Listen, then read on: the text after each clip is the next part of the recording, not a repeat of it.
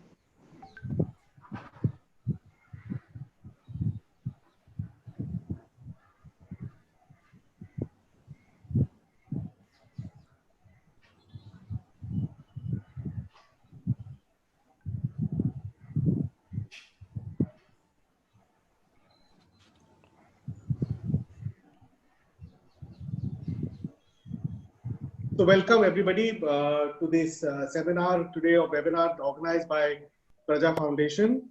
As you know, Praja Foundation since the last several years has been working in the area of urban governance in India and Mumbai and Delhi specifically. We have also done a national program on understanding how urban governance is practiced in India.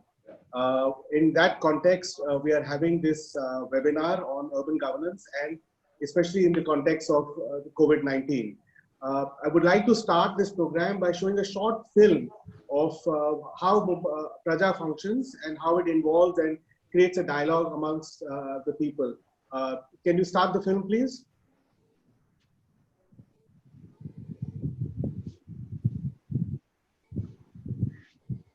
He's given him, section's gone.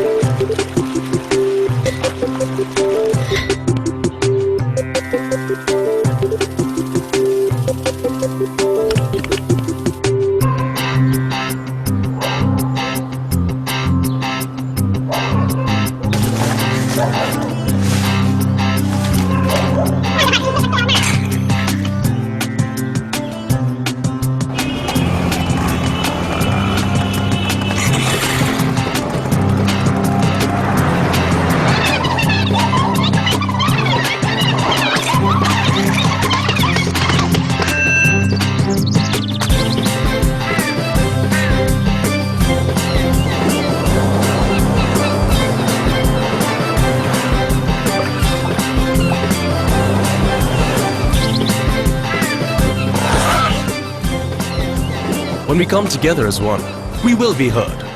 Log on to praja.org, form communities, talk to those in power, and get things done. Praja, let's do something. Thank you. Welcome once again, everybody. Before I get on to the topic, I would like to just give some house rules. We would request all the participants to keep their audio off. The people who are coming to the webinar to keep their audio off. The panelists will keep their audio and video on all throughout. Number one. Number two, if people want to ask questions, they can raise their hand and they'll be recognized by the moderator, as well as you can place your questions on the chat, which will be seen by the moderator and then can be put forward to the panelists as they want, as they require.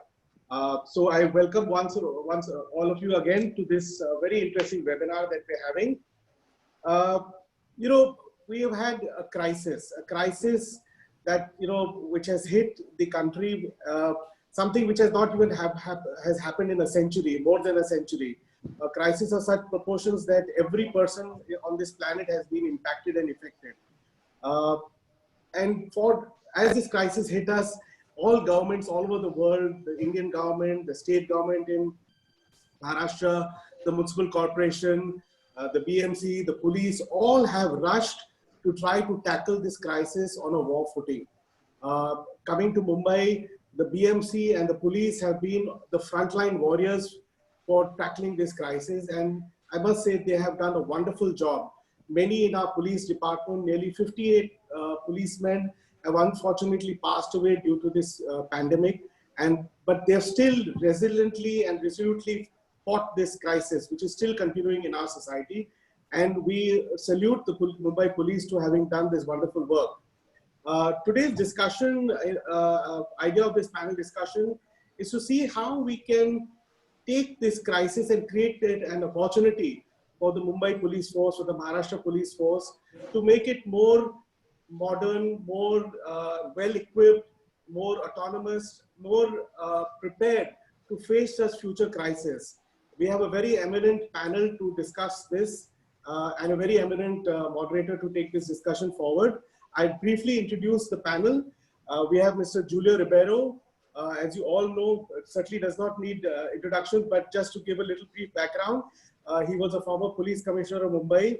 He was also Director General of Police of Gujarat, advisor to the Home Ministry, India's ambassador to Romania, and a very well respected person in the Mumbai community. We have Mr. Amin Patel, who is a member of the Congress party and has been multiple time an MLA of in Mumbai from the Mumbai constituency. He's also, apart from being an MLA, he's also been ranked high a couple of times, #1 in a Praja ranking of MLAs. So welcome, Mr. Amin Patel. My pleasure. Mr. Naval Bajaj, who is a Joint Commissioner Administration in Mumbai Police. Mr. Bajaj joined in his batch of 1995, and he is now spearheading the fight against COVID in Mumbai on behalf of the police, and of course all the 45,000 plus police force in Mumbai. Welcome, Mr. Bajaj, for this program.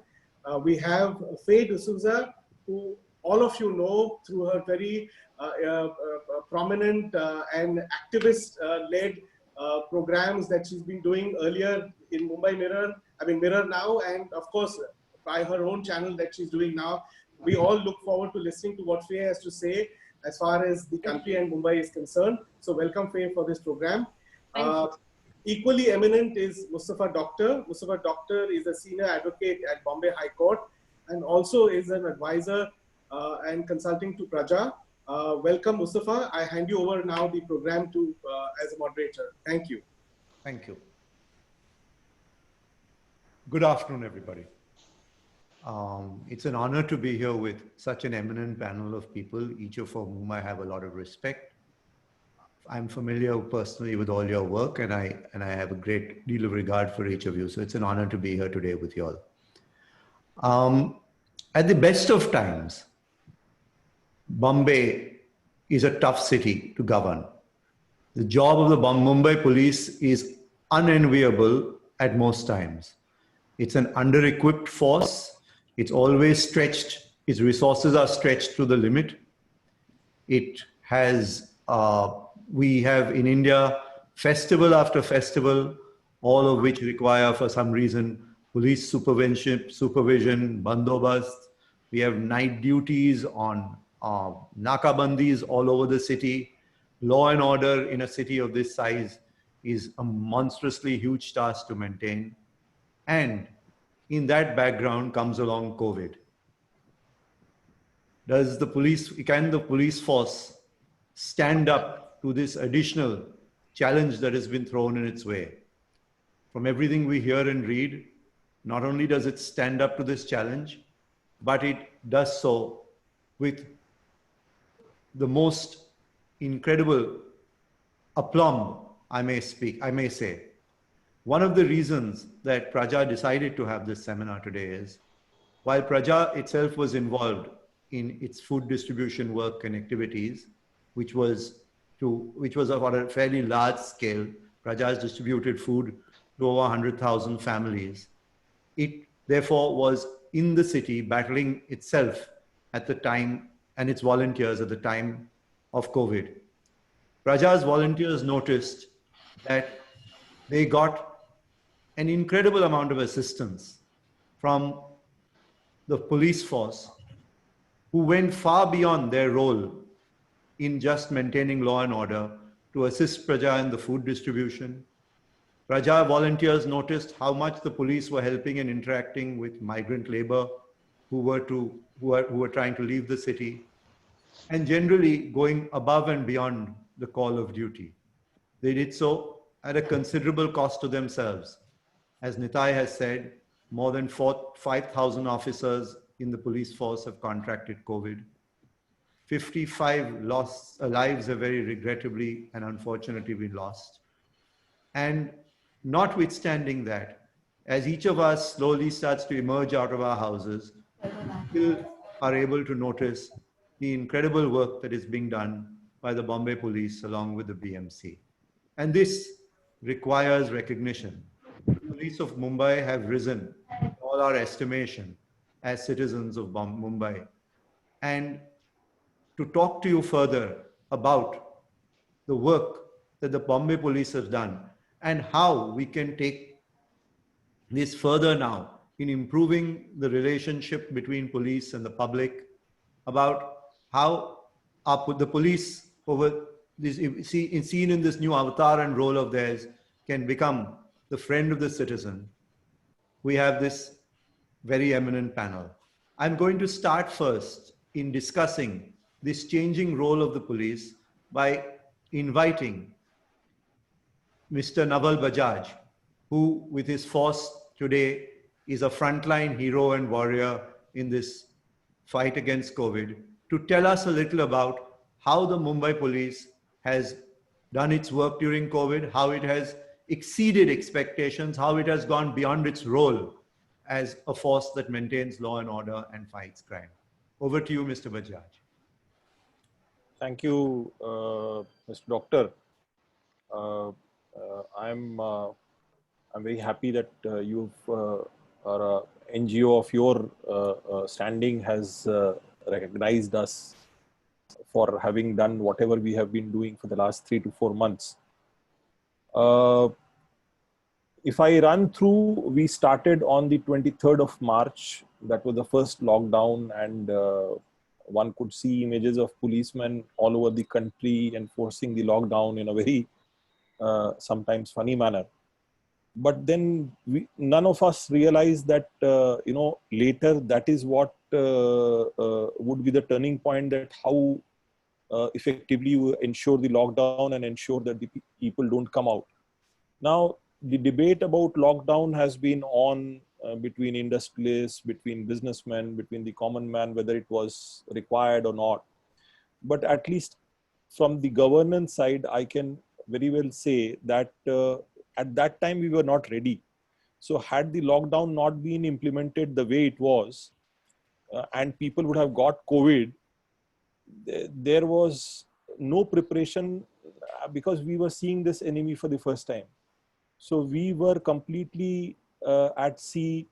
The protocols of the doctors was not ready. The infrastructure was not ready. So this 2-3 months gave us enough time to prepare. Now we started on 23rd March, like I said, and then subsequently there was a permanent lockdown, I think from 30th. Now, during this time, till yesterday, we have lost in all total of 58 policemen. Now, like Mr. Doctor said that, we have to see what are the things and what is the changing role and what are the things that limit our capacity or our working capability. Now, courtesy, I'll say the project of CCTVs in Mumbai, the street crimes that used to be such trouble for the entire city have virtually come to a halt.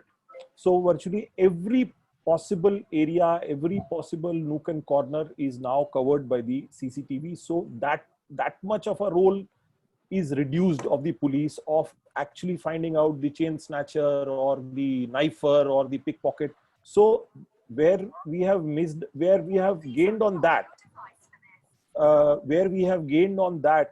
we have this additional responsibility of coming or regulating the society in some of these matters. So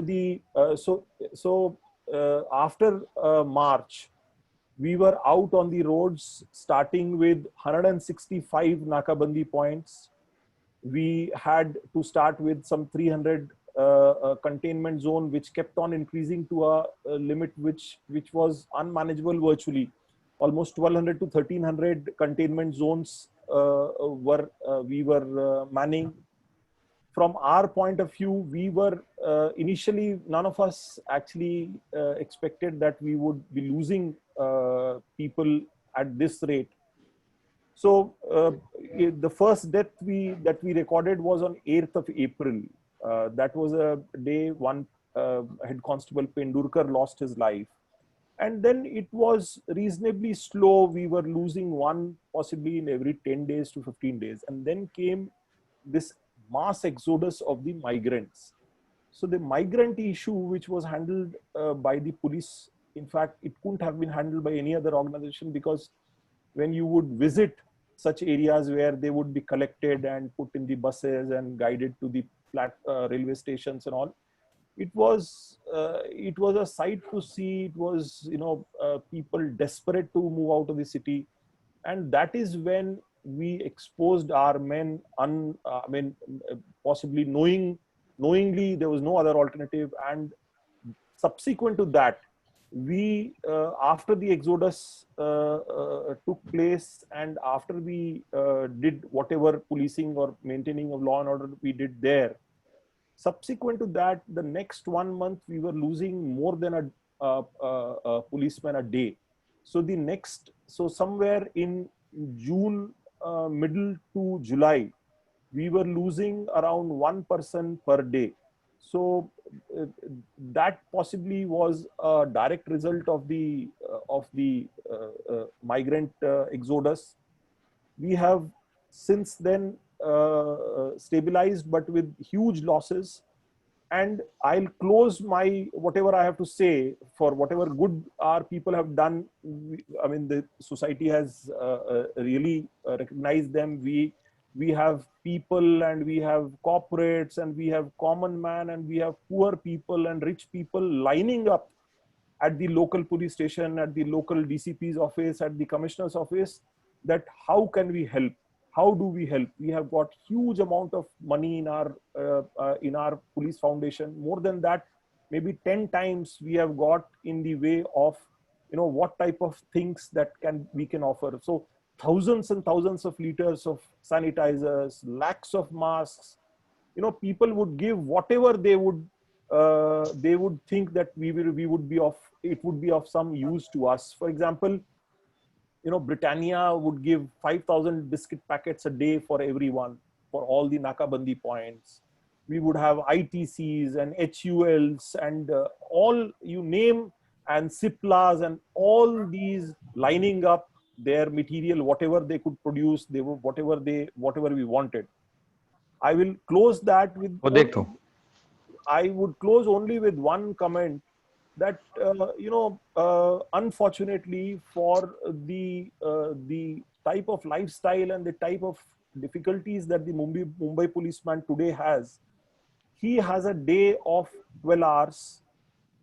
The number of houses which are there in the city are either concentrated or, first of all, they are very less.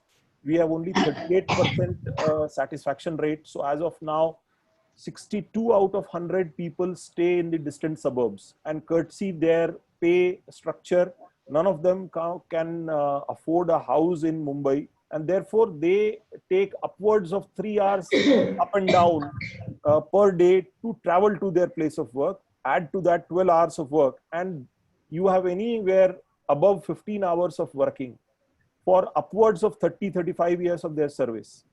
So we have a policeman above the age of 50 who has all the diseases that you can name off related to stress, physical and mental both. So he has serious uncontrolled high diabetes, blood pressure, cardiac problem. So this is the core issue that we faced, and this is where COVID was just a precipitating factor. So the number of people that we lost to COVID was basically, the COVID was attacking an already unhealthy or a sick force which needs to be looked after. So to an organization like Praja, who has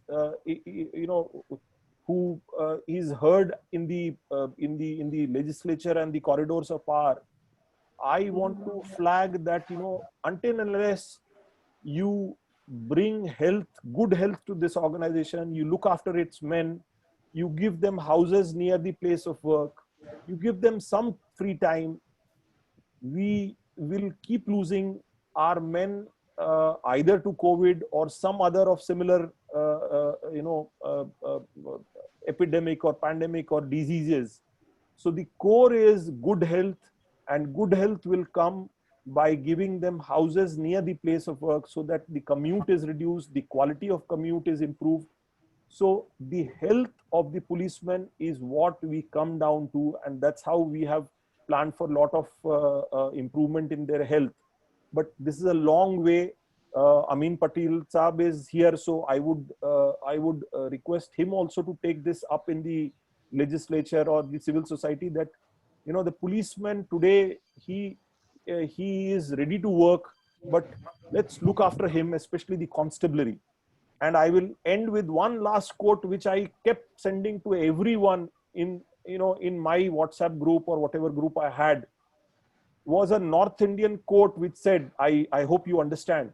So it said, हमें लगता था police चौराहों में पैसे collection के लिए खड़ी होती है, लेकिन देखो आज चौराहे खाली हैं और पुलिस आज भी उन्हीं चौराहों में खड़ी है.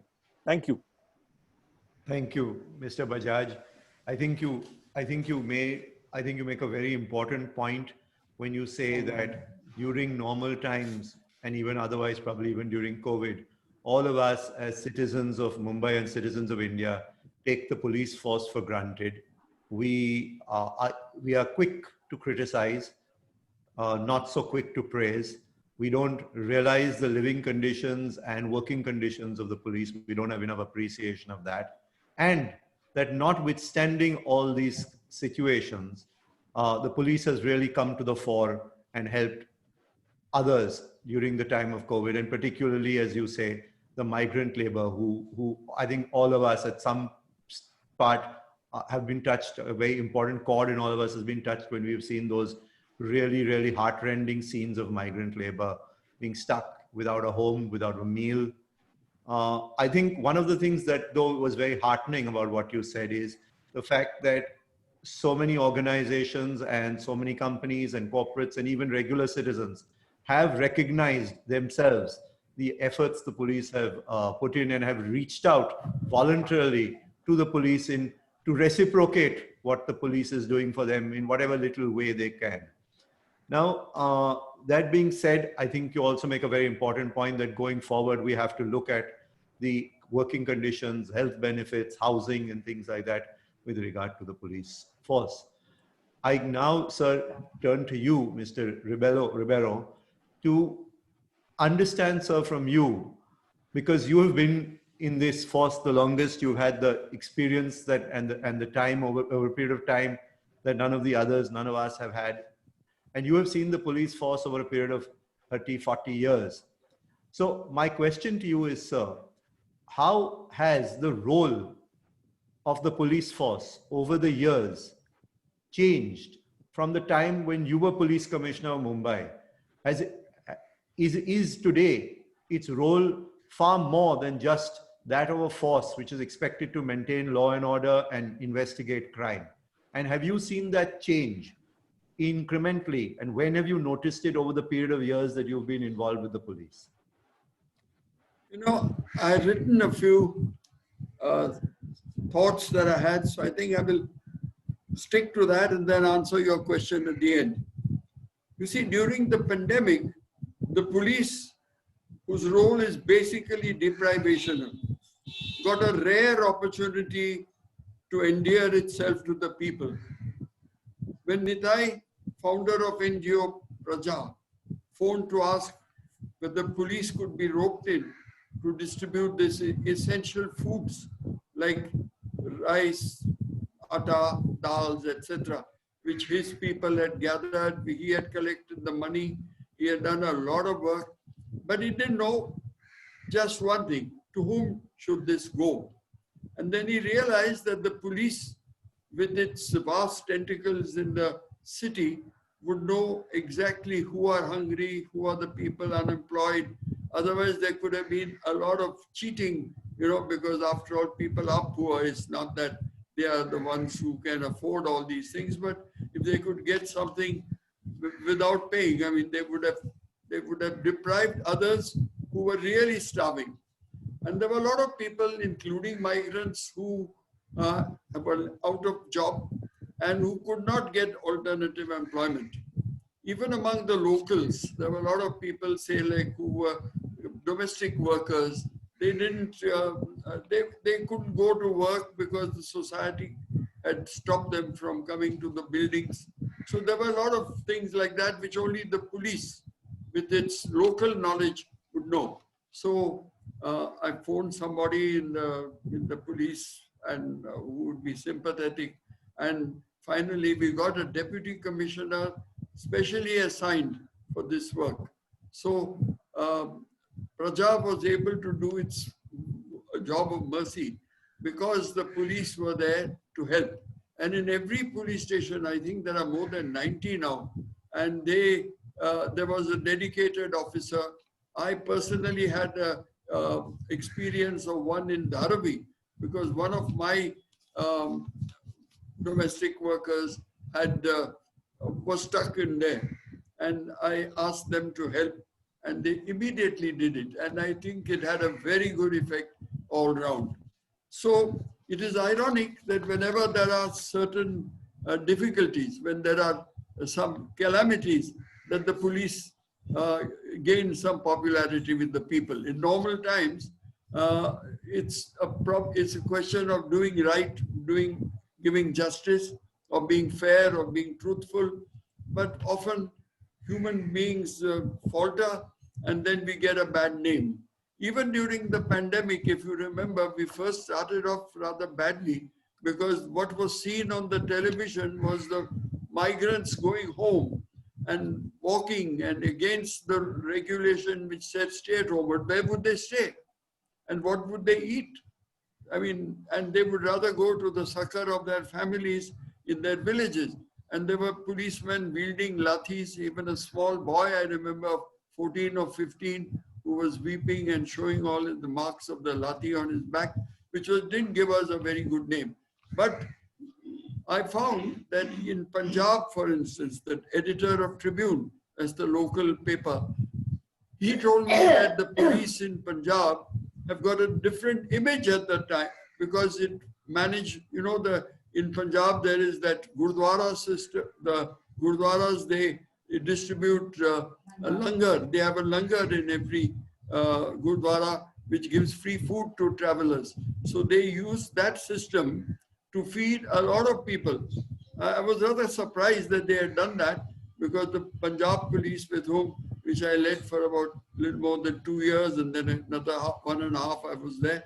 So I said, that's good. So I phoned the DG of police there and I confirmed with him. He rattled off a whole lot of statistics of how many people they had fed, and I was really surprised because the newspapers also had carried it. Here in Mumbai, with around in the surrounding areas of Bombay, in the Palghar district, the SP of that at that time, he also had helped some of my own people from the PCGT to distribute these food packets.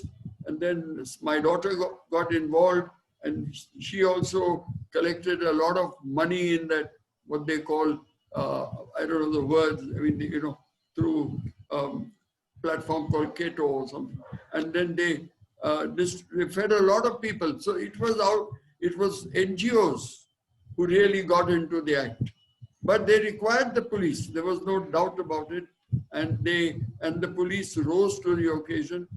And so I said, it is ironic that in times like these, the police is able to get nearer to the people. So they could identify the really needy families and individuals, and all the 91 police stations were involved here in Mumbai. Officers were set aside for the task. Nitai's Praja personnel acquired the items of food from a designated banya, and the logistics of distribution were laid down. The rest is history. And our Naval Bajaj knows exactly how it was done, because he was the boss of that show. People who were rescued from hunger by the police were naturally all praised for the cops. It was not only in Mumbai that the police rose to the occasion, and I mentioned to you about Punjab, how it was done there also. I was told in Madhya Pradesh, that is what I learned from the newspapers, the police had done well. So a force that was so feared in better times suddenly turned a savior and friend. Did it require a pandemic or a disaster to bring out the human side of the enforcers of law? Every human being has a modicum of love, compassion, mercy, pity hidden away in his psyche. Does it need a negative event to bring out these qualities? Why can the police leaders not emphasize the use of these sensibilities at normal times also? Perhaps it can become standard inputs in police training at all stages, not only at the initial stage, but particularly in in-service training courses that they run. Pointing out the experiences of COVID to emphasize the public's perception of the police and how it changed when the roles were different. But let me tell you, after the pandemic, policemen will be sent back to perform their normal duties of prevention and detection of crime, of regulating traffic and keeping order on the streets. Necessarily, they would wield the stick to keep offenders in check. This job cannot be entrusted to any other department of the government. Even during the lockdown, the task of enforcing the requirements of the lockdown devolved on the police. Many of them were rough, sometimes very rough with offenders. How the top brass plans to train their men to demonstrate their softer side on such occasion is best answered by the people now who man these top posts in the police force. I would like to touch on one aspect which was already mentioned by you, Mr. Doctor, that and may not have attracted that attention which I would think it should attract. You see, in war, we have great sympathy for our soldiers, the ones who are injured in war. We look after them very well.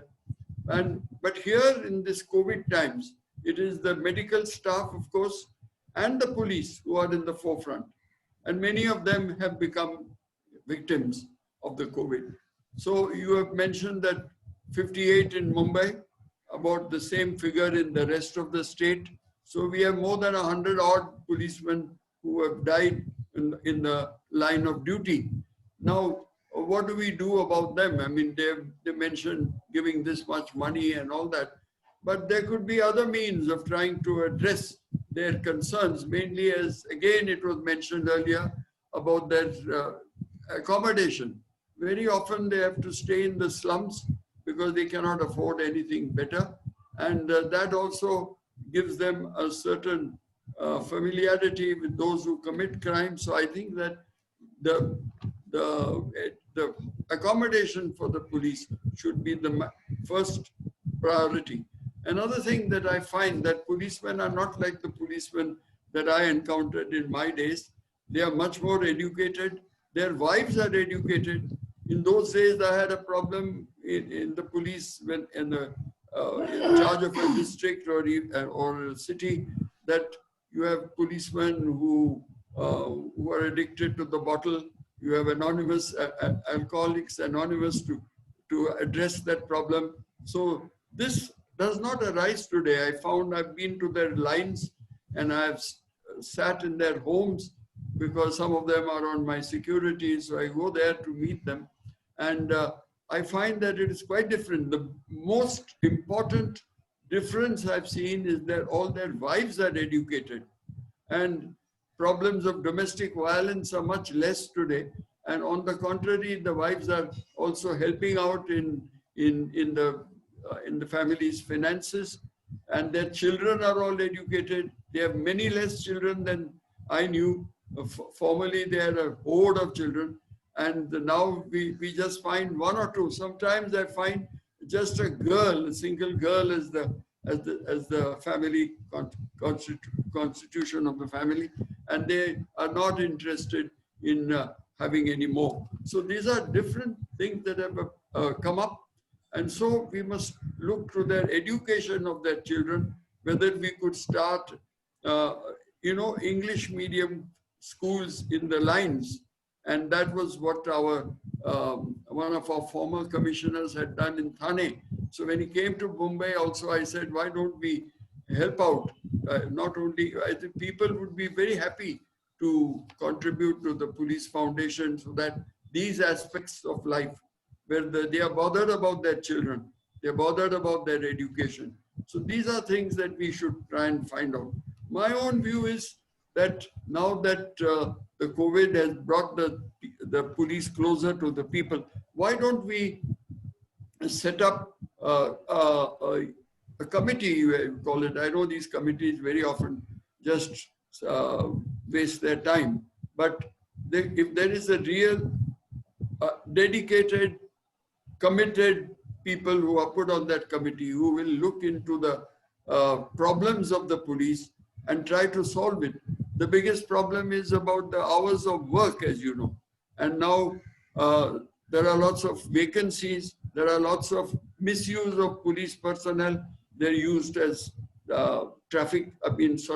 as telephone operators in the houses of ministers. There are lots of VIPs who are being protected without any proper,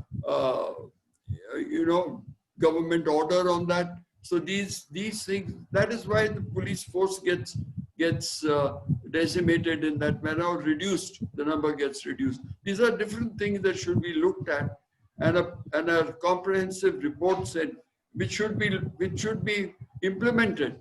And this is where the public can come in and really bring themselves closer. If the police don't come to them, let them go to the police, and let us see that we get a much more satisfied force, a force that is happier to do its work and perform. These are my views about the COVID. Thank you, sir. Thank you. It's very interesting to note, sir, that you and Mr. Bajaj, both being police officers yourselves, started speaking by recognizing the fact that at the early stages of this COVID crisis, there had been some incidents of what one may call police excesses or police inappropriate behavior by police. I think it is so important from our point of view as the public, when senior officers of the police force themselves, without my even asking you to, on your own, voluntarily, say this, recognize it, and say there is need for change here. I think that's a very positive sign for the public in general. The other very important point, sir, that you make is about the fact that the force today is better educated. A better educated force is a more socially conscious force. And just like education for the rest of us in the country brings about change and improvement, it does so with the police force also. Their expectations also, as you point out, as you get better educated, will change. And to speak about this, now I'm going to request Mr. Amin Patel to tell us whether are we making too many demands on the police force well beyond their role? Are we casting too much of a burden on them? And are we giving back enough to them in society? Are we doing enough for them? Are we making the legislative changes necessary? Are we giving them the infrastructure that they require for better working conditions? And how have we, and how can we still improve what we are doing? Mr. Patel. Good evening, everybody. Good evening. First of all, I would like to give my condolences to the family of each and every policeman who has died during this pandemic. Secondly, I would like to congratulate Praja for organizing this webinar, where a lot of important things respectable Mr. Ribeiro and Mr. Bajaj has brought to our notices. Thirdly, I would like to thank Praja again for distributing more than 1 lakh ration kit to the people of Mumbai. Now, Mr. Bhatt. Sir, your mic has gone on mute. Will you just a moment while somebody unmutes it? Yes. So, it's on? Yes, it's okay. on. Okay. So, you have raised a very important question in this debate. Are we putting police under more pressure to work in this kind of situation, and are we compensating to them in a proper way?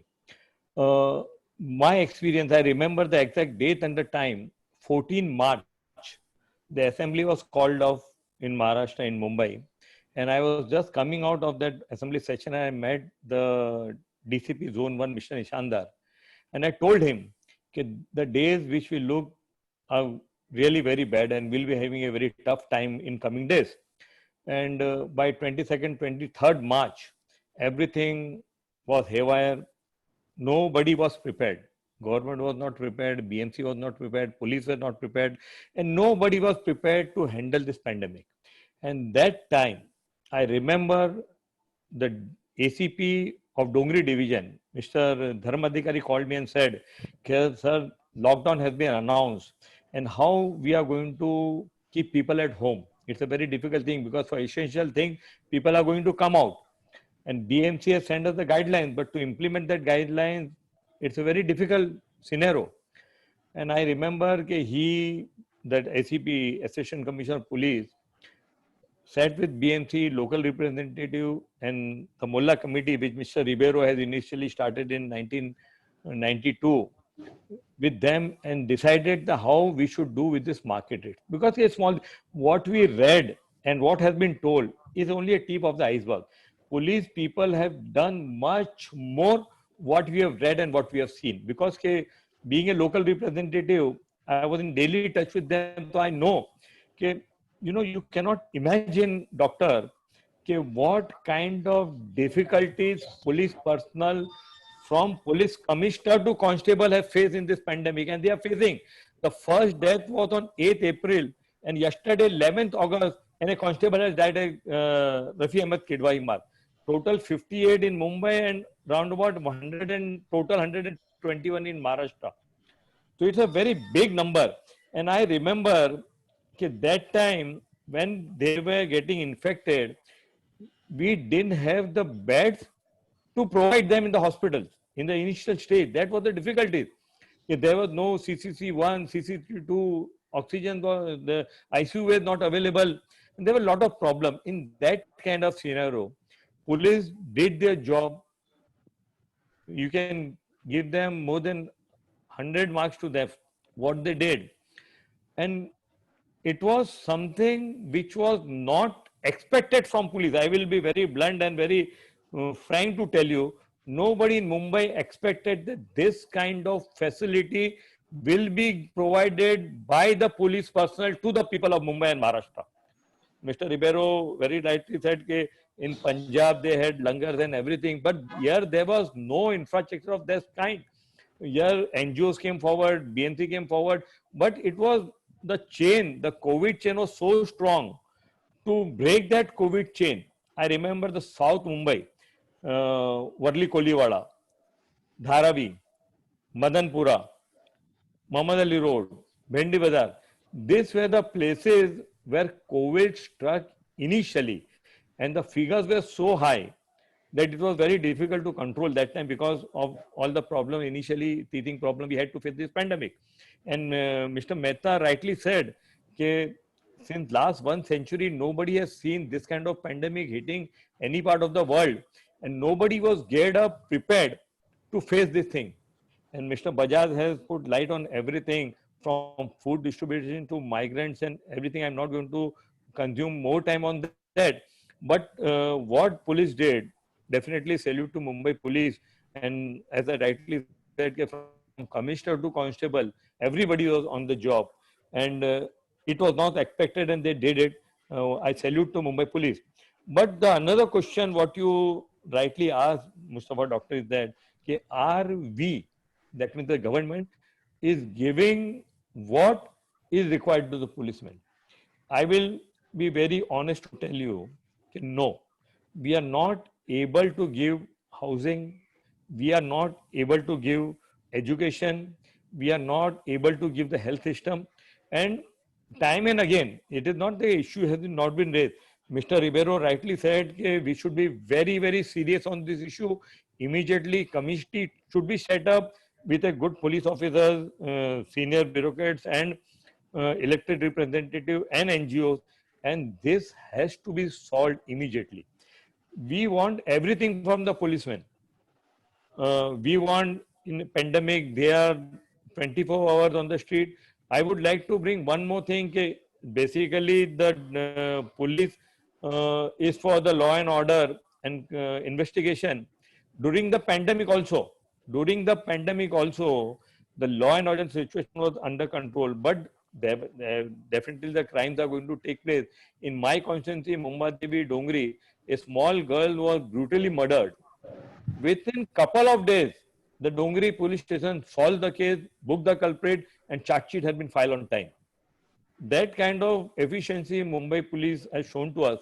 And the question which you have raised, Mustafa Doctor, is exactly in my mind.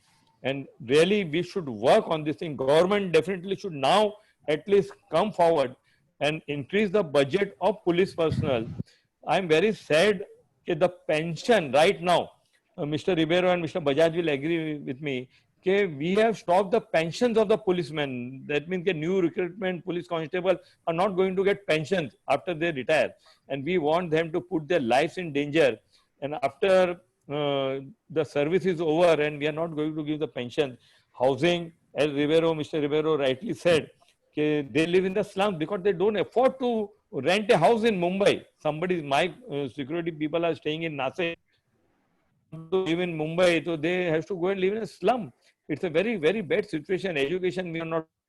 This police line at MT, what we call MT, next to this ATS office, I visited a couple of months ago, and he said that now they are educated. So the woman was telling me, sir, our people are out for your safety and security of people of Mumbai, and we are living in a building which can be, which is in a very dilapidated condition and come down any day.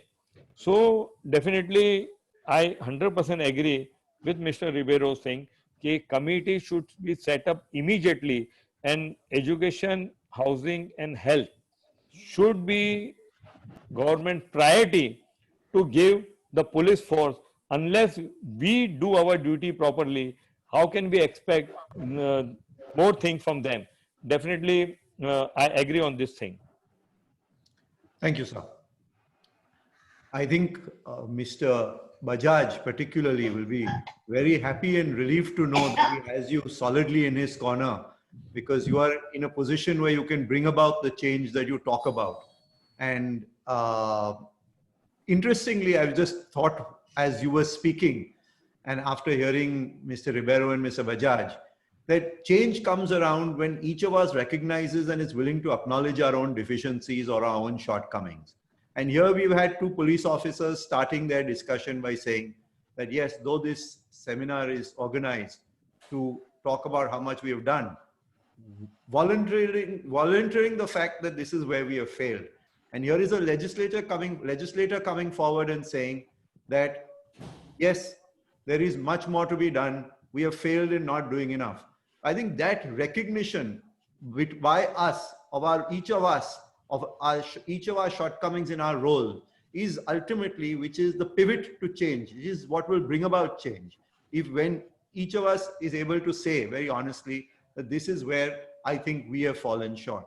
And now I'm going to request Ms. D'Souza to tell us, as a person who is in touch with the perception, very much as a journalist, in touch with the perception of the public, whether in fact what we are talking about today has percolated down to the people. Are people really saying, has the public perception with regard to the police really changed? Are people seeing the police in a different light?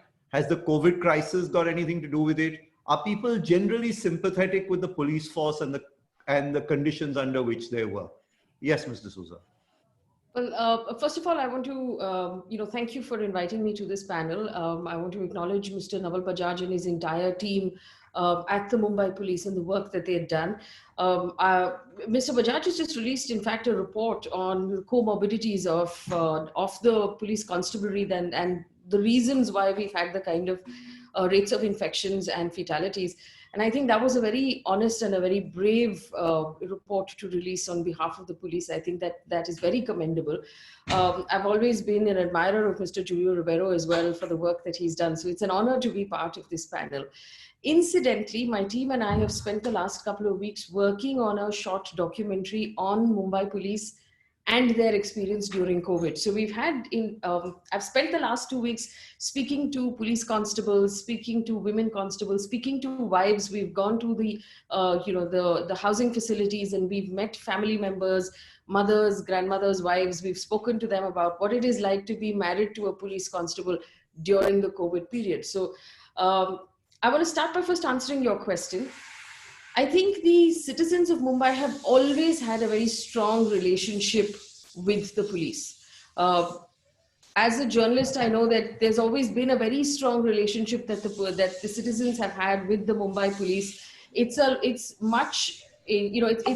far deeper respect than any other city that I've worked in as a journalist. And I've worked in Bangalore, in Delhi, in Hyderabad, and Chennai.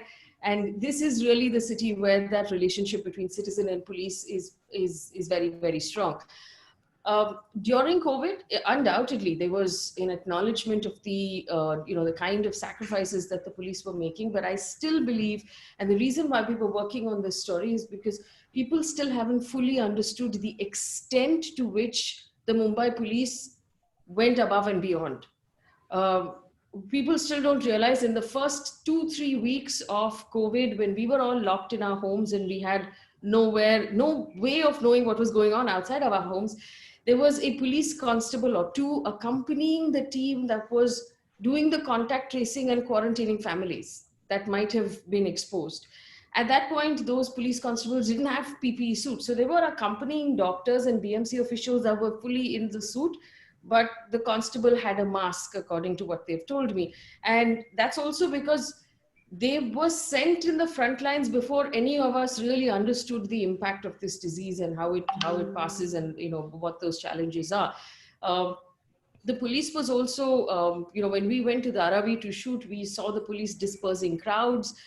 They were at They were in every gully. They were actually accompanying the team that went house to house from the BMC, screening people, the ASHA workers that were screening people for temperature in every Koli inside the Dharavi slum. There was a police personnel accompanying them. They were breaking up crowds. They were breaking up lines. They were distributing food.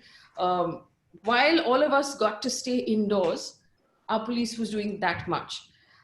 And while we acknowledge this, the truth is, and Mr. Ribeiro will acknowledge this, Mr. Bajaj will acknowledge this, the demands for better housing, better healthcare facilities, easier shifts are not new. These have actually been demands for a very, very long time. And successive governments of the state and the city and successive management of police and senior police officers haven't been able to meet these demands. So, for example, when we went to the Worli housing during COVID, they were talking about how they live in one-room coolies and there are 6 of them. So you have one person who is on duty, who comes back from duty, who needs to stay away from the family because he's been in a containment zone, but there isn't enough room inside that space to physically stay apart from family. There are 20 families on one floor, and only 3 toilets for the men and 3 toilets for the women for that entire row of 20 families. Now, how does one maintain social distancing within police housing when we don't have these kind of facilities available for them? Could there have been porta toilets that were moved into these housing facilities just so they're able to be more comfortable, safer? While it was mentioned also that there is a question now on pensions for retiring constables, there's also a question on healthcare. After they retire, they no longer get government-sponsored healthcare. They have to now pay for their own healthcare.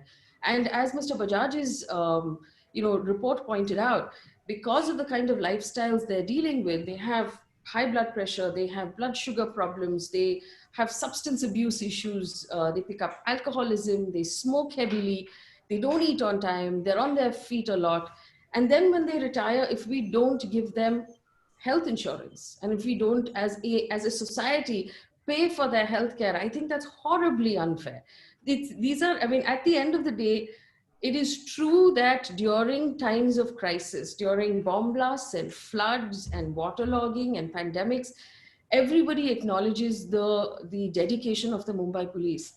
And then promptly we forget about it. Whereas as citizens, I believe that it is our responsibility to push for healthcare, to push for better housing, to push for better funding and staffing for the police. We should also, and those of us who work in offices in the private sector, we take our air conditioning for granted. We take our, daylight coming into our windows for granted, our comfortable spaces. But are our police stations comfortable for the people who work there? Do they have proper places to rest? Do they have enough? Do they have air conditioning? Do the women constables have places where they can change, where they can, toilets can be used, things like that? As citizens, I think that it's our responsibility to ask these questions, and we're not doing that enough. So we pop up as journalists and as media whenever something happens, and we acknowledge the police and we say, oh, everybody should be very grateful. And then as media, I believe we should take responsibility for the fact that we don't see that through. We don't ask these questions, demand better facilities, go into police stations and ask, why is it that the people who put their lives on the line don't have better facilities? They're not safer. Their families don't feel safer. Their families don't have better housing. Why are we okay with this? While we continue to demand, the kind of service that we're demanding, we continue to demand that these individuals who are underpaid, overworked, tired on their feet day and night, are also, beyond the clause of corruption, are also, stellar investigators, are also providing VIP security and doing bandobast and quarantining people and distributing food, and they're also sensitive and kind human beings. It's a lot to ask if we are not giving anything in return. And that was really, for me, the big realization when we did this story, that we are not doing enough. We're demanding a lot as society, but as society, we're not doing enough. Thank you, Mr. Souza. You continue with the theme of this session, each one of us coming from different backgrounds and acknowledging that in our role, we have not done enough. So I think that, as I say, is the beginning of change, when we all acknowledge. But very interestingly, one of the things that I particularly heard you say, which was an interest to me, is about the fact that in Mumbai, the strong relationship we have with the police, as opposed to, you say, many other cities. So maybe something that we should use as our building block and as our base. And really, Sir, Mr. Patel, this ball gets lobbed very firmly into your court, because this is really not a debate at all that I'm here moderating. Everybody is saying the same thing and everybody is on the same side. Everybody is effectively, including yourself, sir, are saying that, look, this is a force that does a lot of work. They do it in extremely difficult and almost inhuman conditions, where they don't have even the most basic amenities, not only at their homes, but as Ms. D'Souza says, even at their place of work. Now, if you, and these are, as everybody acknowledges, as people who have to spend 12 hours of their day in their place of work, who have to maybe very often, I mean, one hears a lot about police doing overtime and spending 15 hours on the job sometimes. So the place of work, also apart from housing that we are talking about, becomes very important. But to come back to what I was saying earlier, sir, Mr. Patel, this ball gets lobbed firmly into your court. And it's really you who will have to take the lead and tell us how, one, the legislature will bring about the change. And then Ms. D'Souza acknowledges that it is the media's responsibility to ensure and push the agenda for change along. And she's willing to help in pushing that agenda for change along. I'm sorry. I actually have to I just want to add to that question. I'm very curious about this. I want to know if it's all, and this is perhaps Mr. Ribeiro, Mr. Bajaj could answer this question. Is it entirely dependent on government to sanction funds for police welfare? Or can the senior management of the police, so commissioner downwards, do they have within their jurisdiction the ability to make decisions for the welfare of their own team? So the funds that are available in the foundation and things like that, can that be used without, the intervention of government or politicians? So I'll just take that question as regards to what is happening in the pandemic right now. Yes. We have what is called as the Mumbai Police Welfare Fund, which is very richly supplied, which is very richly, the corpus is very healthy. We have a corpus of around 50 crores and we spend all kinds of, child education, health, medical advances, a lot of other activities for the constabulary that we do out of that fund. Now that is guided by certain rules which we have formed, and we are reasonably independent in its use. A new fund which has come as Mumbai Police Foundation Fund has been started only 3 years back, and like I said, in the last 4 months we have got 12 crores in that fund. Exclusively people coming forward and saying that we would like to do something, some material thing that we can give, or we will give you the money in your foundation. So for example, Tata Trust has given us 1 crore. A private equity player has given us 1.5 crores. The actor Akshay Kumar has given us 2 crores. Out of that, out of the 12 crores that we have, till yesterday, we have already given or distributed at the rate of 10 lakhs per martyr. We have already distributed 5.9 crores out of that. So we are very, very comfortable as far as small needs are concerned. So somebody requiring, advances for marriage, for education, all those things is fine. But when you're talking about big things like housing, for housing, 50 crores is peanuts. I mean, I can't provide, we have around 28,000 people who don't have their government houses, and they can't afford anything of even 100 square feet within the city. They have to travel. I mean, they get 25,000 or 20,000 rupees. 4 or 5,000 is what they get as house rent allowance. In 5,000 rupees, tell me where in Mumbai will you get even 50 square feet? So as a result, they are all staying in very, very distant suburbs. They are coming from Kasara, they are coming from Asangaon, they are coming from Dombivli, Kalyan. And the type of commute that we have, the less said, the better. So 3 hours of that commute, it completely squeezes that fellow of his energy. Add to that 15 hours. So this is his normal routine for next 30, 35 years, that he spends 15 to 16 hours a day, every day. And that's how we have huge comorbidities, like I said, like you correctly, fortunately, you have read whatever we've been releasing to the media.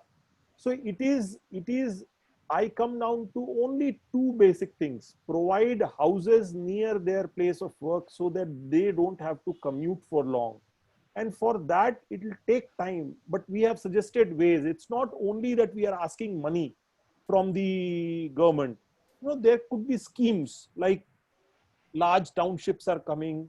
You can very well reserve a few houses at the rate of, say, every 5 houses for 1,000 houses that are being made in private sector or in by the private townships. So there are ways where the government doesn't have to spend directly. They can find out. The government has been very kind enough to give us 4 FSI. So today, if I have 100 square feet of land, earlier I used to get 1 FSI. Now I have 4 FSI. So they have, allowed us to use some of our lands for building purposes, for commercializing this additional FSI. So a lot of things are coming, but a lot needs to be done because the gap is too much. And still, I mean, I have to say, you know, the British left us 70 years back. Their houses are still standing. Their structures are still standing. We have our local houses of 20, 25, 30 years falling apart, becoming dangerous and dilapidated. Every year, more than the number of houses that we are adding to our corpus, we are losing these houses for being dangerous and dilapidated. So if you have gone to Worli, like you were telling, Worli, we have 15 buildings which we had to abandon because they were too dangerous. And with the rains on, every day, my building branch and my Deputy Commissioner of Police headquarters has a difficult night as to which building will fall down today. So this is the level. So we need a very, very concentrated focus on providing the housing near the place of work, like the times of the British. Every police station will have a police line right then and there. So this is what we require to reduce the commute. And once you reduce the commute, although, you know, the demand for less than 12 hours, maybe 8 hours or 10 hours is the correct demand, but sometimes you'll have to leave it to the unit commander or the police station in charge. He sometimes feels that, you know, more manpower is required, so he calls. So we will leave. As we evolve, we have at least started talking about 12 hours, 8 hours, 10 hours. I'm sure within the next few years, although on paper it is in place, the Commissioner of Police in 2016 or 17 actually declared that all the police stations shall have 8-hour shift. Yes. But then the implementation is rather poor, and I'll not blame every time the local field officers for not implementing that, because it is sometimes required. Now, for the pandemic, we have sent 55 years and above home, and we are giving them work for home thing. We have lost in those 55 to 58 years, we have lost almost 5,000 people. Now, where am I going to fill? We have allowed a lot of people with comorbidities, even 50 and above. With serious comorbidities, we have allowed them also. That is amounting to around 2,000 people. So we lost 7,000 people out of 46,000. 4,000 people is what, as on date, 4,300 people were COVID positive. So they are all in various stages of quarantining, and so there's a lot of pressure on the local in charge to actually deliver. So I think, Mr. Bajaj, yeah. I think to what you're saying, therefore, in answer to Ms. D'Souza's question is that if there has to be systemic change that is meaningful in the way that we are talking about, systemic change that will work, which will be seen through generations and change the way the police functions, that can't come from the little funding that you have discretion over. For that, we need change which can only come from the government, which then takes us back to you, Mr. Patel. So I was just calculating only. that No, thing is that housing, sorry. no. So my question really was that how do you see a plan for bringing about the change that all of us recognize is needed? See, basically what Mr. Bajaj was saying, 28,000 police personnel are not having housing in Mumbai. So one thing while hearing everybody, I was coming to the point, now there are a lot of scheme of affordable housing are coming. So the government should reserve at least 10% of the affordable housing for the policemen. That will solve a little bit of problems. MADA, we are not having anything in Mumbai, especially we are talking of Mumbai. So Mumbai housing is the biggest issue. So affordable, one thing what we can look is only affordable housing for 28,000. I'm sorry to interrupt you, but I think Ms. D'Souza makes the point. She says that these questions have been now bouncing around the walls of Mantralaya through governments, successive governments. We all recognize it, and it's been recognized probably for the last 20 years. But I agree with you. The change is not forthcoming. So really what I'm asking, sir, is now how do we start a process that brings about that change? No, what Ms. D'Souza said was that if private funding is possible, so Mr. Bajaj clearly said the amount what they are having is not enough, because for housing, for 28,000 housing, and we look at 5 lakhs rupees per house, that is 50 lakh rupees housing, 45 lakhs rupees housing loan, 5 lakhs rupees initial, so that is 1,400 crore rupees. Maybe 5 years, 7 years down the line, 10 years down the line. So at least 300, 400 crore rupees for housing has to be budgeted every year in the budget, so that this issue is sorted out. Unless and until government of Maharashtra doesn't plan the budget for the police department, this issue is not going to be solved. I want to very blunt and honest, I have raised these issues on the floor of the house, not couple of times, many times, but I'm not able to get that money for the police people. But definitely this time, what we saw in the COVID situation, government has to come with the solution for the policemen. An additional budget has to be provided for health, housing, education. This government will have to come with the solution on this. That's heartening to hear. Is it That's, sorry, Ms. D'Souza, yes. Sorry, force of habit, I don't mean to hijack, but is it really? I know, it's the professional hazard. Questions to be asked, you're the one who has to ask them. But Mr. Bajaj, yes, please go ahead. It's that the housing has to be in every neighborhood. So depending on where the duty is, they be as close as possible. So we can't wait for the government to find money under its couch cushions. I mean, there has to be political intention year after year to solve this problem. And Mr. Patel, with due respect, you are now in power. You are no longer opposition. So now let's do this. We were in power 5 years ago also. That time when Mr. R.R. Patil was the Home Minister, I raised this issue because in my constituency, there are a lot of police buildings which are in a very deliberate condition. So I have to, on daily basis, have to answer my colleagues in the policemen about this issue. But now this issue is overall and government should intervene, and I will definitely take up this matter very seriously. I have already taken it seriously, but I can see smile on your face but don't worry. Today only. I'm actually smiling because I'm happy that this commitment is being recorded no. along with Ms. D'Souza's commitment to ensure that the job gets done. Ms. D'Souza had a smile. Politicians speak and they don't do anything. I can see that smile on her face. But my record is Mr. Bajaj and Mr. Other people from Praja will know that I speak only when I am able to take this matter forward. Definitely, I'll take this matter forward. And within couple of days only, I will meet the concerned finance minister and the home minister and try to tell them that this thing discussed in this seminar. And before Praja and Ms. D'Souza pull our leg, we should really work on this. So after this meeting, Mr. Bajaj is going to send us a summons to put this interview in police custody, and where you have committed to get the job done, and Ms. D'Souza has committed to see the So see that you get this. Very good. Excellent. Excellent.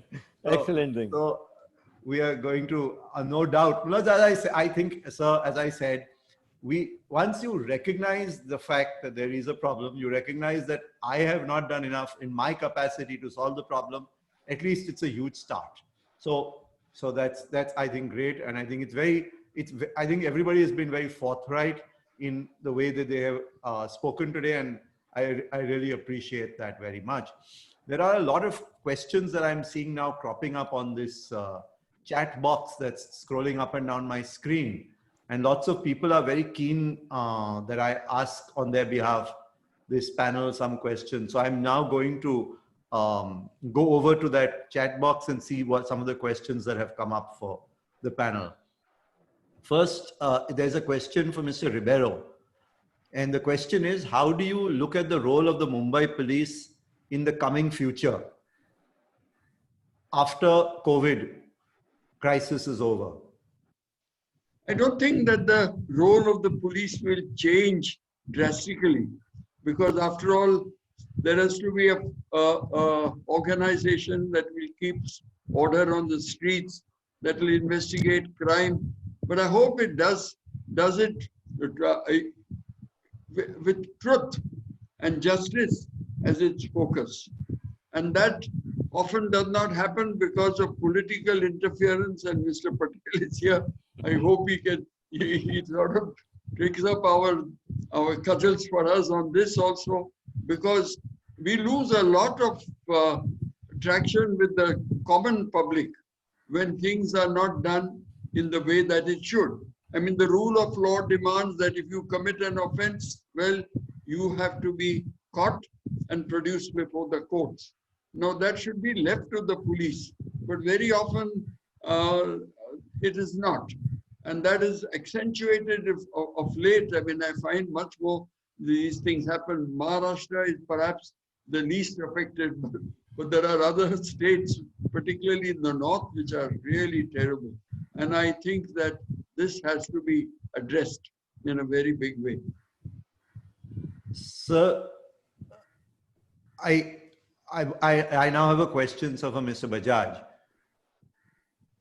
One of the things that you talked about earlier was that we were all caught unawares on COVID, and it was just a quick response, almost like an intuitive response. So what was the series of quick decisions that you took and the processes that you followed on being caught in a situation like you had never been in before? You see, I am responsible for, my people. So the thought process is that if I look after my people, or my people means my force, if I look after my force, they will remain healthy and they will look after the people well. So we were essentially focusing completely on the health of our people. So huge number of things that we did. Like I said, if I have to put a number, till now, the private sector, the good Samaritans, the private citizens, young, old, poor, wealthy, they must have put, if I have to be quoted, upwards of 100 crore rupees till now. So we had 20,000 packs of proteins by a company, 7 crore of rupees. We had some 15 lakh tablets by Cipla and others. If I have to put a number, 9 crore rupees.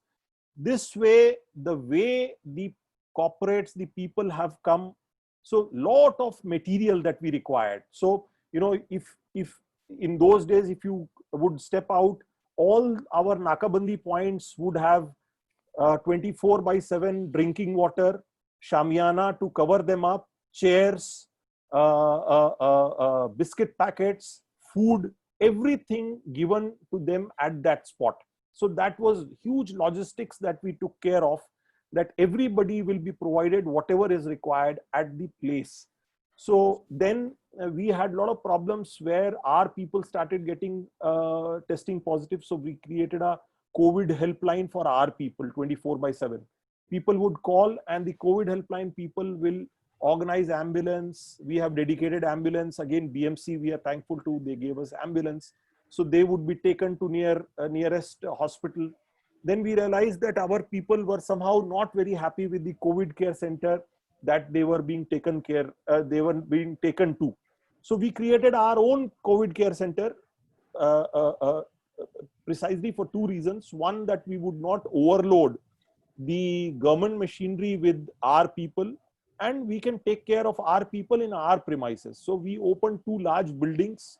At one time, we had upwards of 1,000 capacity COVID care centers at 4 places.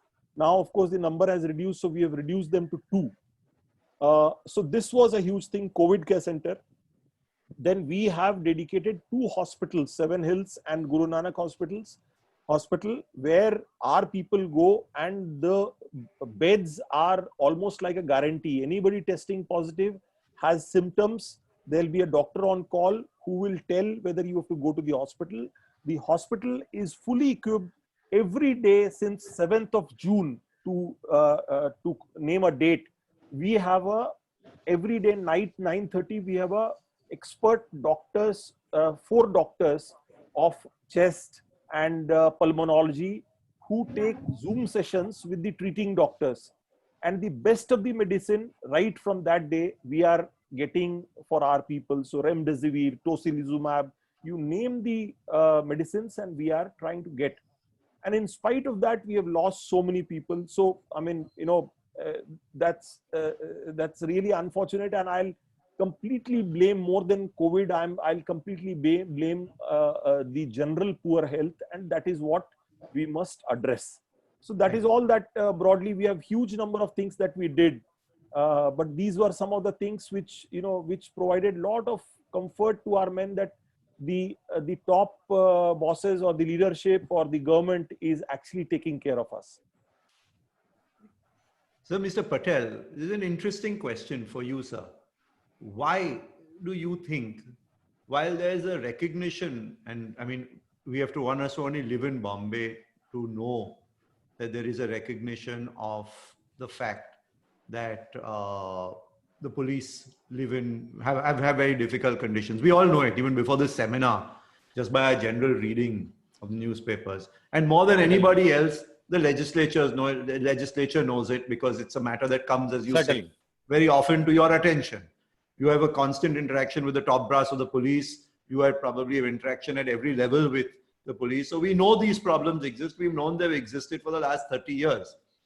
What is your sense, since you are part of the legislature, what is your sense of the reluctance of successive governments to solve these issues? Because we are not talking now about, we are talking about not even small or incremental changes coming about.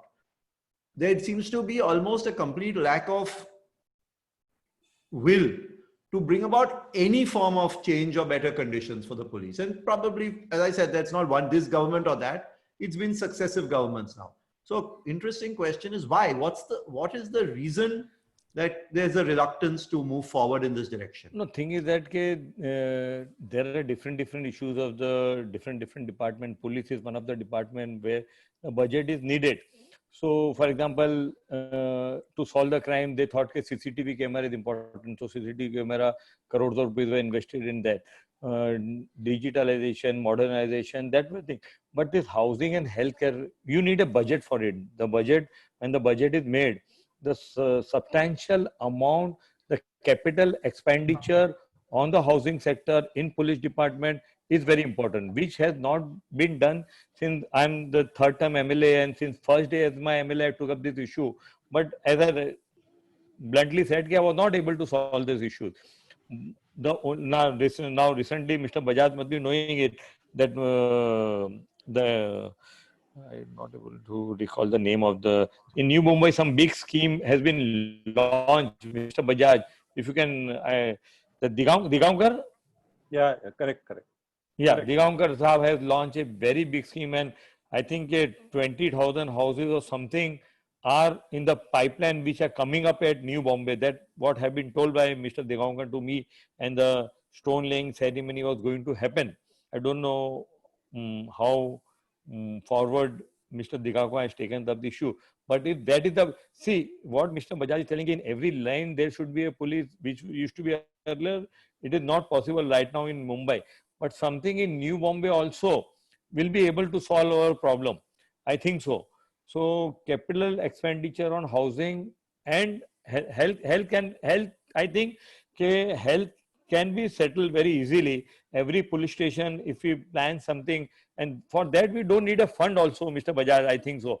If we tie up after this COVID thing, if we tie up with the local doctors or local hospitals in police station, that every Saturday some specialists will come to the police station and everybody will be screened. I think that kind of modality, what Ms. D'Souza was telling, if you always think that government will come to a rescue, but every police station, that we have 90 or 91 police stations in Mumbai. So we can have this kind of camps in the police station where their health can be monitored easily, and health camps where their family members can also come and do the checkup, maybe once in a month. For example, Nagpada Police Line Hospital, we can do something over there, other police hospitals where health can be taken. I think so, okay, if the health thing we look at, okay, time and again, sir, you are pointing out that because people died in COVID because of the comorbidity and because of the health issues. So we jointly, definitely we'll rope in the government, but NGOs like Praja and everybody comes together with police in the forefront and we supporting you. The health camp can be organized every month or maybe once in a 3 months. And can be and other companies will be very happy to sponsor this kind of medical companies. They have their budget of CRS fund, and this medical companies, medicines companies, CR fund can be used specially for the police force. And we do that kind of arrangement after this webinar. I think it will be a very big achievement. Thank you, sir. I'm going to do one thing. I'm going to ask the very same question I asked Mr. Patel to Ms. D'Souza, just to get a different perspective on the same question. So why are successive governments, in your opinion, not taking this seriously enough and bringing about the change that's necessary? See, now you're just stirring up trouble, aren't you? That's what lawyers are supposed to do. Yeah, exactly. Exactly. I answer that question, I just want to respond to what Mr. Patel said. Mr. Patel, as acknowledged by Mr. Bajaj, there is enough goodwill, CSR, donation coming in. That's not the problem. I don't believe our police force should be living off charity and goodwill. We need to institutionalize policy of health insurance where they can go, if they have a heart problem, they can go to Asian Heart Hospital and access the best doctors because the government is giving them health insurance that will cover the costs. That's what I'm talking about, where we reward the pride and the effort and the dedication. And health insurance, I mean, quite frankly, if we give facilities to our armed forces, why can't we also consider some similar facilities for our police? Lifelong health insurance, access to maybe not all the hospitals, but hospitals that you and I would go to if we were unwell. It shouldn't be, let's ask a private doctor to come and set up a camp, and what will we achieve in that camp?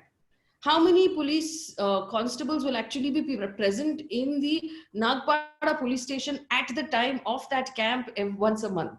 It's not going to happen. We need to institutionalize welfare measures that are available to them and their families so that it's not just a matter of pride to put on the uniform, but there are facilities that the government extends to look after them, to better their lives. So that's what I was talking about. I mean, private people and community will do whatever they can, but you can't, that's not a given. It won't happen on a regular basis. It will happen for a couple of years and then it will fall away, and you'll need another good Samaritan to come and whip it up again. I'm talking about bringing in welfare measures from within government. To answer your question, Mr. Doctor, on why successive governments have not been able to handle this is because I believe, again, I'm not in government, so I'm an outsider. I believe that these are hence the other perspective. Yes, these are long-term reforms that take a lot of work, that require a lot of money over a long period of time. it's not so easy for governments to put in money and not have a ribbon to cut almost immediately. Right? This is, successively this has been put on the back burner, saying we'll get to it. Let's look at things that are more important right now, like building statues, which are very important at this point in our country, because God forbid we don't build a statue on time. Nothing happens. So, it's at the end of the day what we're prioritizing. And again, with due respect to Mr. Patel, governments are run by politicians. Politicians prioritize the next election. And so they will prioritize whatever needs to be done in order to win the next election. Now, how much of this will result in winning the next election? We don't know. Which brings me back to what I was saying in the beginning. As civil society, we have to make this a demand, saying if you don't look after our cops better, we won't vote for you. It should matter. Exactly on that point. I must tell you, coincidentally, the next question I am waiting was for you on that point. So what can we do as civil society to bring about the change? Vote for those people. Yes, Mr. Ribeiro has that answer. If we don't vote for them, that is the time they really bother. But Mr. Ribeiro, we have just talked about successive governments across different parties. I know, yes, exactly. So exactly. that can't be a solution.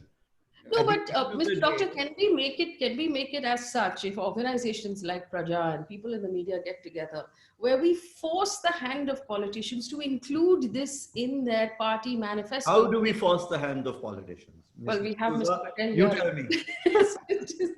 Basically, If you have the answer to that question, this Mr. Bajaj is going international. No. Thing is that Mr. Doctor, I will have to have a small question for Mr. Bajaj. Bajaj साहब, अगर पूरा police force का insurance निकालेंगे, medical insurance, कभी work किया है कि what will be the cost of this insurance? Mumbai police. I'm talking of Mumbai police. Actually, when government will come here to think of Maharashtra, but for idea, if I'm raising this issue, we have to medically insure the entire police force of Mumbai. What amount is going to cost us per year? Yeah, so I'll just clarify. There are, we already have a program called Maharashtra Police Kutumba Arogya Yojana, MPKAY. It is started around 8-9 years back. It is running well, but it doesn't cover the regular daily, like the health checkups or the executive checkups, which should be there for detecting of the illnesses. So we have some health camps. I know. So we have some health camps which, where a person is actually detected with diabetes, and if you ask him, he's not had any checkup for the last 5 years. So possibly for the last 4 or 5 years, he's been having diabetes unchecked, uncontrolled. So some of these things, and it is 6,000 rupees for a complete health check outside.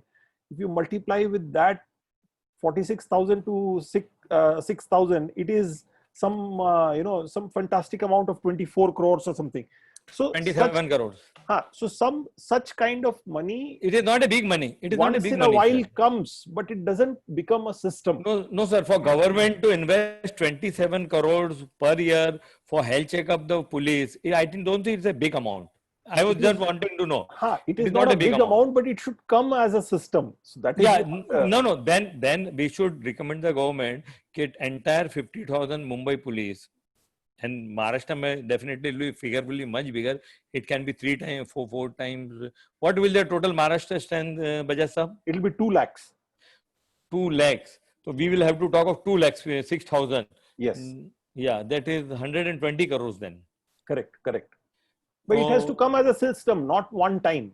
No. It has to be budgeted every year. Correct. That means we are talking of 120 crore rupees for health checkup, yearly checkup. What we are talking, Yes. it can be. Yeah, I got it.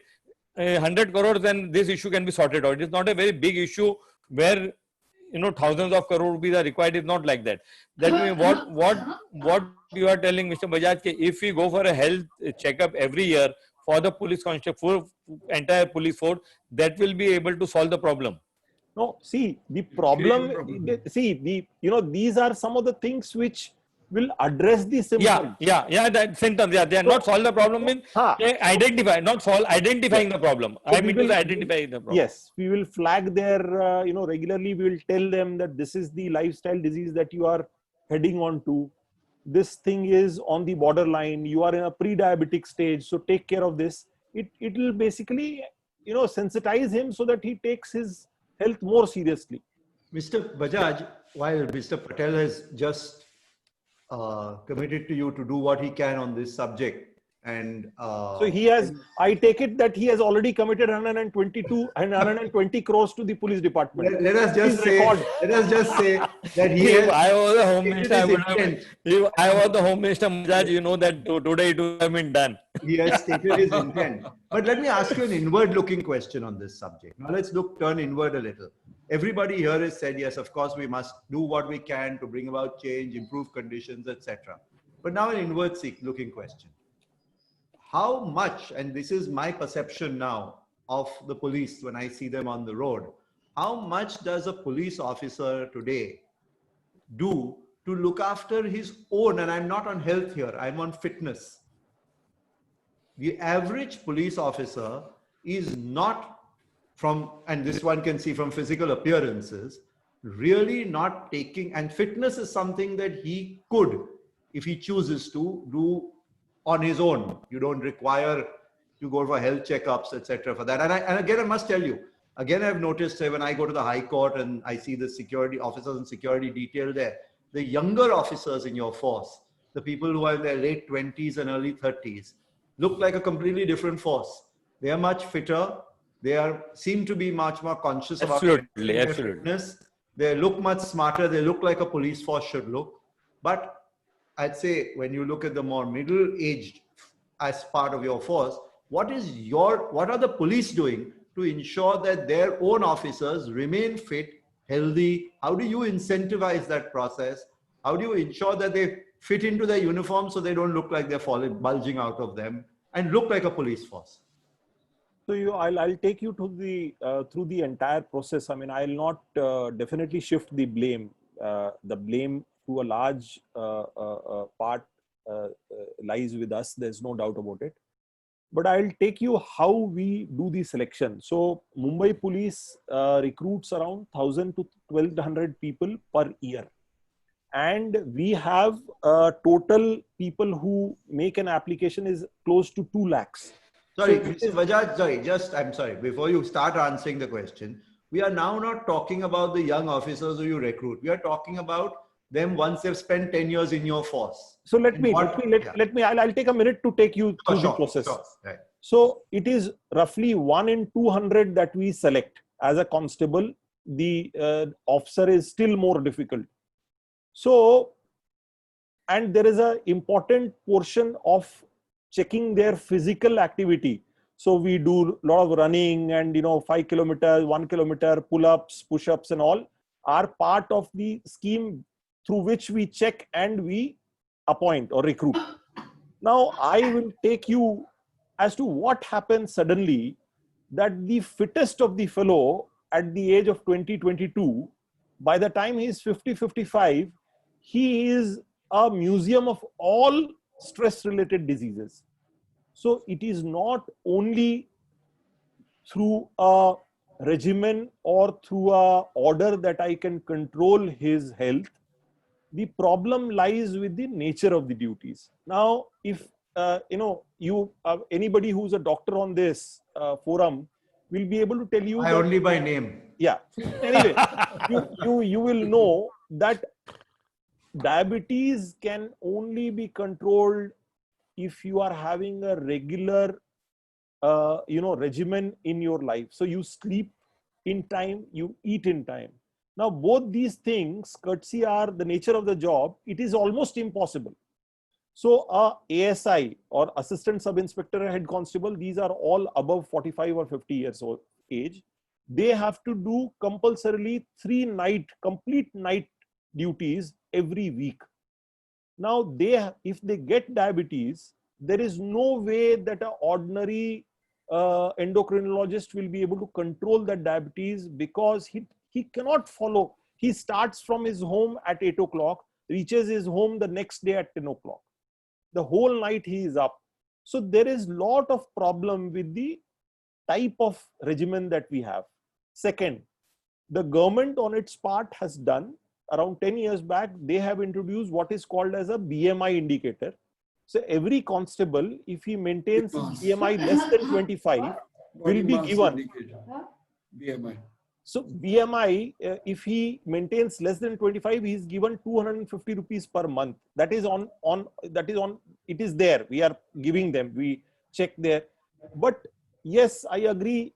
For places like Mumbai, possibly the leadership has not been able to, take that much of care or that much of incentive or that much of sensitization amongst them that you better maintain your own health for your own good.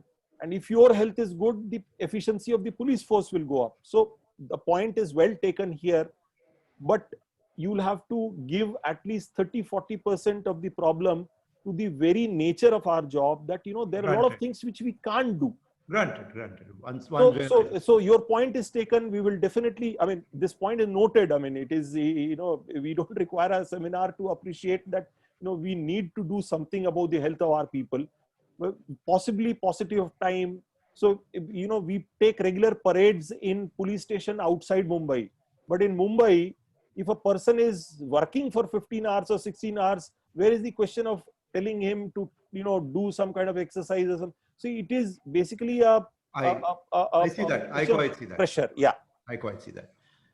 Now, it's been an interesting seminar. Unfortunately, we've run over our time, we've run short of time and over our time.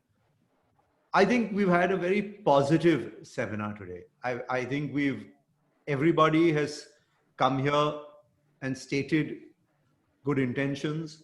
When good intentions are stated, only positive change can follow. And importantly, as I have kept repeating through this, we've all acknowledged where the problems are. Everybody has been very honest and forthright about where we stand and why we stand where we stand, and the fact that change is required. The only thing that remains now for me is to thank all of you, to once again repeat that it's been a great honor to be here with all of you today. Thank you, Mr. Bajaj, Mr. Ribeiro, Mr. Patel, Ms. D'Souza. Thank you all very much for joining us today. And let's hope that Mr. Patel, Ms. D'Souza manages to ensure that Mr. Patel tells us he will complete the job that he has undertaken to complete today. Thank you all very much. Sometimes for the police, one has to become slightly policey. Grateful. Thank you very much. Mr. Patel, it would be my pleasure to chase after you. So nice. Thank you. Thank you very much, everybody. Thank you. Thank you. Thank you.